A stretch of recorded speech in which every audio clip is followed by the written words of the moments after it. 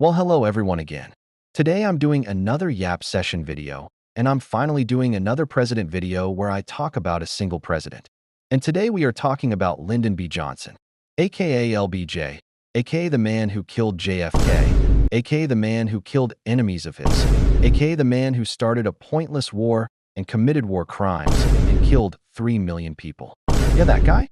So today I will talk about why LBJ is one of the most evil and bizarre and weird presidents in history. I am a strong hater of LBJ as I just stated that he was one of the most evil people to ever be president. And just like I did with Woodrow Wilson, Thomas Jefferson, and JFK, I'm going to list the reasons why. But wait, some of you might be asking, I thought you were going to do a video on Franklin Roosevelt as you teased that at the end of your JFK video. Well, I decided to not do that because number one, that video got pretty much no views and nobody saw it. And number two, I kinda just didn't have the time to do it as I was wanting to do other stuff. So just in case I don't ever do it, and I might do it in the future, my opinion of him is, he was a racist and he put Japanese Americans in concentration camps. The New Deal caused the Great Depression to go longer and didn't help. Cheated on his wife and a little bit of a dictator. But yeah, let's talk about LBJ, who's also extremely overrated. And here are 5 reasons why.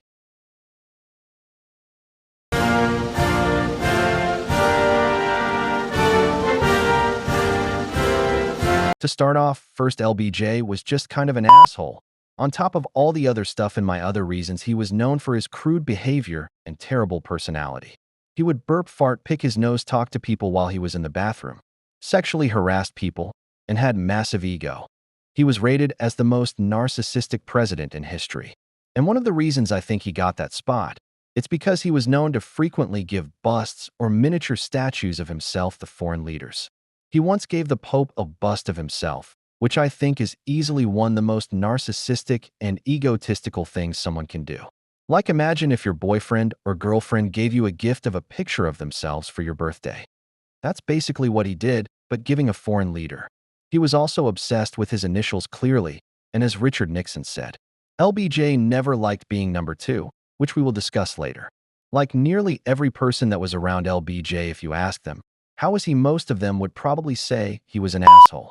Another thing is the Johnson treatment, which he would intimidate people with his height and size to get an advantage, as well as basically to just dominate them and basically annoy them into agreeing or helping him, which worked clearly, but I think it's a little rude. Just invading the personal space of somebody to make a point, you can just do that normally. Johnson. He also drank heavily. He was caught drunk driving one time when he was president. In the 1964 presidential election, he spied on Barry Goldwater's headquarters and campaigned like Nixon with Watergate, which strangely nobody talks about, probably because they're trying to protect the legacy of LBJ. Anyway, yeah, he was just rude and people hated him for that. Like, he literally would be on the toilet doing his business while talking to somebody about like national security or whatever. Not something the president should do. It was also one of our richest presidents. I believe he was worth up to $100 million in today's money and got a lot of it corrupt ways, for example. This is a conspiracy theory, but I 100% believe it. LBJ owned multiple TV and radio stations along with his wife. And they owned a company that produced ammunition. And the ammunition that they produced went into Vietnam, where they were used in the war. So every single time someone fired a gun with the ammunition in it, in Vietnam, he earned money from it.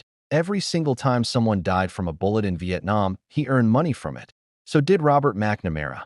That's why Vietnam went on for so long, because LBJ wanted it to go on, because as long as it went on, he earned money from it. He was getting kickbacks from every single time someone died. That is easily one of the most evil things president has ever done, and trust me, there's a lot of evil things they've done. As well as the medals he earned in World War II, he shouldn't have gotten, and he wasn't even in combat. He claimed to have seen planes shut down, which never happened, and as well as when Johnson got elected to the Senate in 1948, he probably rigged the election.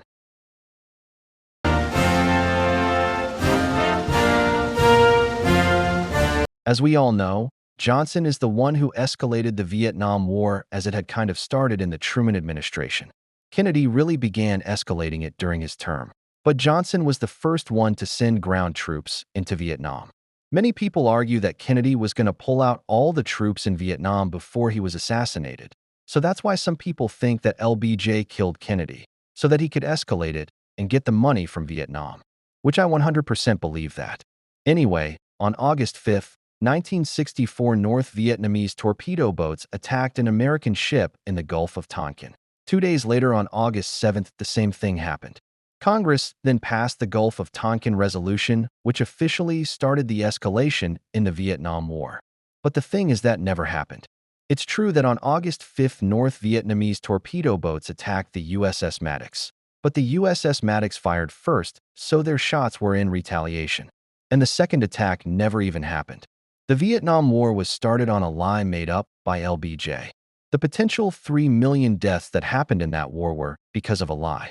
And if any people who served in Vietnam are watching this video, which I doubt, you probably already know this, but all the potential PTSD and trauma that you went through were for nothing, for a lie in a war that was pointless, that the goal was failed 2 years after it ended, all because LBJ wanted kickbacks from Vietnam. With television, this was really the first war that people were able to see covered. And people noticed from the news reports that it was different from what the government was telling us. They were telling us that we were winning. While we were actually losing, they were telling us that we were the good guys. And while we were probably the better side, we still did bad, horrible things like the other side. One popular chant that was used in protests was, "Hey, hey, LBJ, how many kids did you kill today?" Which nothing like that was ever heard before. 'Cause people believed their government before, and now they realized that they were lying to them. Multiple cancer-causing chemicals were dropped in Vietnam. So there is the war crimes from LBJ and from Nixon. But Vietnam was started by LBJ as a lie in which potentially 3 million people died because of his greed for money and power.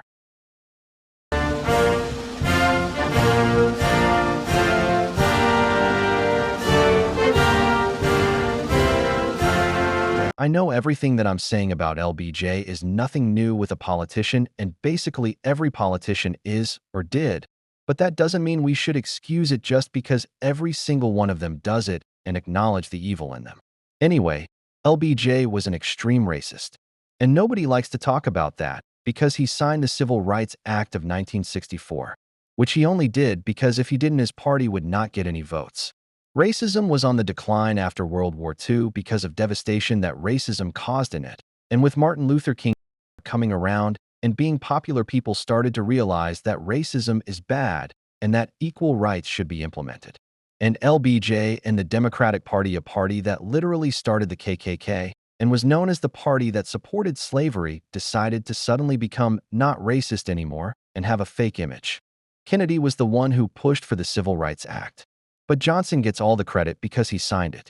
And again, it was only signed because if they didn't, they wouldn't get votes because people didn't like racism no more.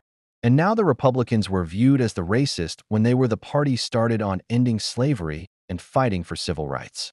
All of the first black members of Congress were Republicans. The first 23 black members of Congress were Republicans. Meanwhile, the Democrats were actively trying to prevent black people from getting voting rights and implementing segregation. The Democratic Party was started by people like Andrew Jackson and Martin Van Buren, and their legacy was carried on by people like Polk, Buchanan Johnson, and Wilson. But all of a sudden, just because they signed one Civil Rights Act, they're not the racist, and the other side is. This YouTube short I saw perfectly describes nearly everything. Why you wore that Trump hat in here? I'm a die-hard Trump supporter. In my household, you got Martin Luther King, you got Jesus, and you got Donald Trump. Well, I'm a straight Democrat, but I'm for the best person. Why you got Donald Trump? Because I paid attention in school when I was a kid. I know the true history of both the Republican and Democratic Party. I know that they really didn't switch during the Nixon Southern strategy, that one became more clever than the other in dealing with black people. We the Democrats, we got away, we were the Republicans' friend. When you look at the origins of the Ku Klux Klan, it originated out of the Democratic Party. Every civil rights legislation that ever has been passed in this country was authored, written, sponsored, and voted on 100% by Republicans and not Democrats. He engaged in our culture from the 80s throughout the 90s and even the 2000s, from rappers to Michael Jackson. So for me to grow up now and then hear the media, because before the media started saying he was racist, I never heard a black leader say it. First of all, I think it's a little wild to say Donald Trump is on the same level as Jesus and Martin Luther King, which is just insanity. But everything else he said is right. Unfortunately, the Democratic Party has taken the black vote for granted. And I know no matter how many horrible racist things they do, they'll still vote for them because they signed the Civil Rights Act. Now you might be wondering, how is LBJ racist? That's the whole thing we were talking about. Well, the answer to that is, listen to some of the things he said, and look at some of the quotes he said. He also said this. You can't have a poll tax. They can say you can't have a gas tax or cigarette tax, anything else. Federal government's telling the states pretty tough what their business is. Now, you can say that they can't discriminate, but I've got to prove that it discriminates, and I can't prove it in Texas. There are more niggers voting there than there are white folks. There are more of them. As well as the most famous racist quote from him. Talking about signing the Civil Rights Act, he said this. And yet this is the Democrats' hero. Also, the war on poverty increased the poverty rate. And another racist thing he did. The government spent $13 trillion on the war on poverty and increased it. As well as black single motherhood percentage before 1964 was below 20%. Today it is about 70%. Many of the programs in the Great Society and War on Poverty were terrible and useless.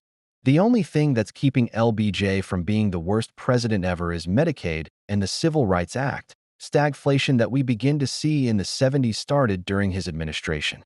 Another incredibly racist thing he said was this. He was known to use racial slurs regularly in private. He didn't actually care about helping people. He cared about helping himself and people around him. And that's what he did with the Civil Rights Act.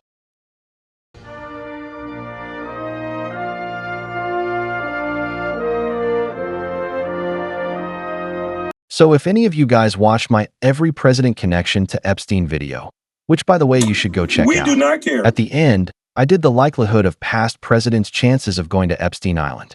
And I said LBJ would definitely be friends with him, which I still believe, but it's 100% could be possible that he could have gone to the island. You might be asking, why would he have been friends with him and why he may have been on the island if he was alive? Most of you probably know this, but LBJ is kind of infamous now because of his obsession, if you will call it that, of showing people his dick. Like I'm not even joking, the president used to do that. The President of the United States from 1963 to 1969 would have meetings while on the toilet, talking to staff while peeing, asking them to clean him after going to the bathroom. Oh! Ew! Dude! What the fuck? There's many stories of this, but LBJ called his thing Jumbo. Yeah, that's real. And he would show anybody it at any time. There was one story where he was peeing in a bush and he accidentally peed on the leg of a Secret Service agent, as well as telling someone about Jumbo. Quote, have you ever seen anything as big as this? Another story is that LBJ was doing a press conference in the Oval Office without cameras, and they were asking him multiple questions about Vietnam and other things. And he got frustrated and pulled out Jumbo and yelled. That's why? Can you believe that? Imagine just being a reporter for your first day, being extremely excited to ask the president a question. And then all of a sudden you get there, and he starts unzipping his pants and pulls it out. I couldn't imagine what type of an experience that would have been. Anyway, he also apparently had an affair with someone and had a child with them. I believe there's one allegation of an underage girl alleging sexual assault. He had multiple affairs, maybe even more than JFK. But yeah, overall he was a weirdo, constantly showing people his Jumbo. Multiple affairs. Some of the things he said. And as I said before, being an egotistical douchebag.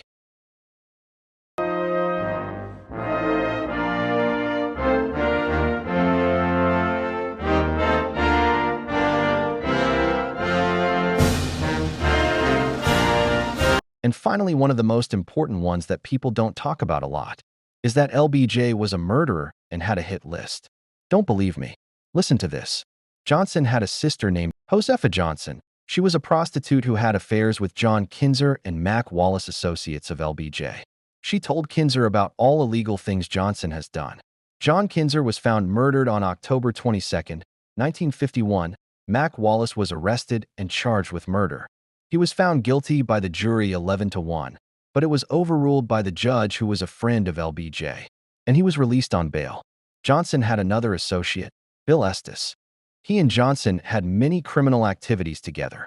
Johnson was under investigation by Henry Marshall in the Department of Agriculture in 1960. Henry Marshall was found murdered soon after that an investigation was gone. Johnson had reportedly offered Marshall a higher government job to drop the investigation. After he refused, Johnson told Mac Wallace, "Get rid of him." His sister was found dead during his vice presidency from a cerebral hemorrhage, which mysteriously was never investigated. And finally, the biggest one of all, JFK. Johnson had hated the Kennedys and wanted to be president. So that's why I believe that Johnson and a whole bunch of other people conspired to kill Kennedy, and that's what happened. And we have tapes to prove that. At the beginning of this year, a tape was released of Clifton Carter, a former DNC executive director, revealing that LBJ had hired Mac Wallace to kill Kennedy. Well, Saul, it's been a pretty touch-and-go situation. Lyndon and I have had quite a few unpleasant words here lately over the deal that he hired Mike Wallace to assassinate the president. It's been hectic in every way, but we've lived through it this far, and I guess we'll continue to do so. Lyndon should have never issued that order to Mike, but we've had our differences, and I'm a true blue to Lyndon, as I've always been, and tried to carry out every order that he'd ever given me. That literally proves it right there.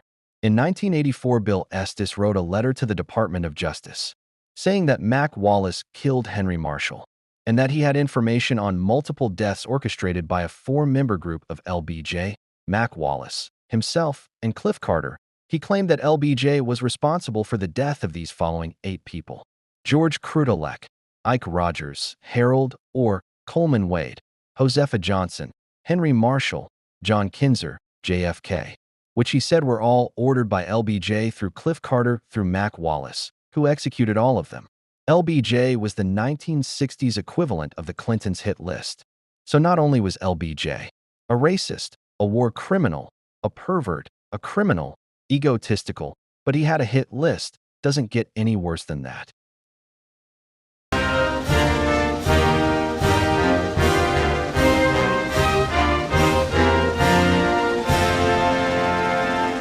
And that will be it for the video, and all the reasons why LBJ is extremely overrated and weird and evil. Before I go once again, as I normally do at the end of these videos, fuck Lyndon B. Johnson. I hope he's burning in hell, in the same pain he caused for the people that he murdered through orders and through war. And hopefully if he's already met JFK in hell, JFK will beat the shit out of him like he deserves.